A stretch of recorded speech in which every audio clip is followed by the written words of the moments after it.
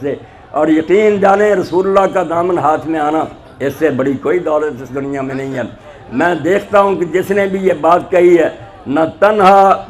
من بنا گلے عارض غزل سرائے مبس، کہ میں ہی اکیلا اس محبوب کی تعریفیں نہیں کر سکتا، کہ اکیلا ہی میں مداح نہیں ہوں، کہ ہر طرف اندریب ہزاراں، چاروں طرف بے شمار بربنیں چہر آ رہی ہیں، دیوبندی اپنی جگہ جلسے کر رہے ہیں، شیعہ حضرات اپنی جگہ۔ کتنی خوشی کی بات ہے کہ سارے اللہ کے حبیب سرور کائنات محمد رسول اللہ کی یادیں منا رہے ہیں اپنے اپنے رنگ میں۔ یہ خوشی کی بات ہے، جلنے کی بات نہیں، نہ فساد ڈالنے کی بات ہے۔ جب میں دیکھتا ہوں کہ بریلویوں کے پیشوا ہمارے ملک میں ہوئے، بڑے عالم ہوئے ہیں، اختلاف الگ بات ہے، مولانا احمد رضا خان بریلوی رحمۃ اللہ علیہ میں انہیں کہتا ہوں، تو وہ کہتے ہیں رسول کریم علیہ السلام کی مدح و ثنا میں، تیرے نام پر کروں جہاں فدا، نہ یہ جہاں فقط دو جہاں فدا، نہیں اس سے بھی میرا جی برا، کروں کیا کروڑوں جہان ہے۔ کروڑوں جہان ہوتے حضور کی ذات پر قربان کر لیتے۔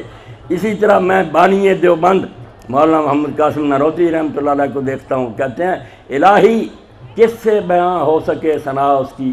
کہ جس پہ ایسا تیری ذات خاص کا ہے پیار،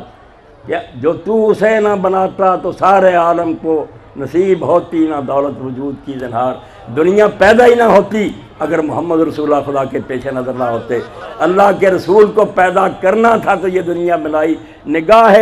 عشق و مستی میں وہی اول وہی آخر، وہی قرآن وہی فرقان وہی یاسین و طہا۔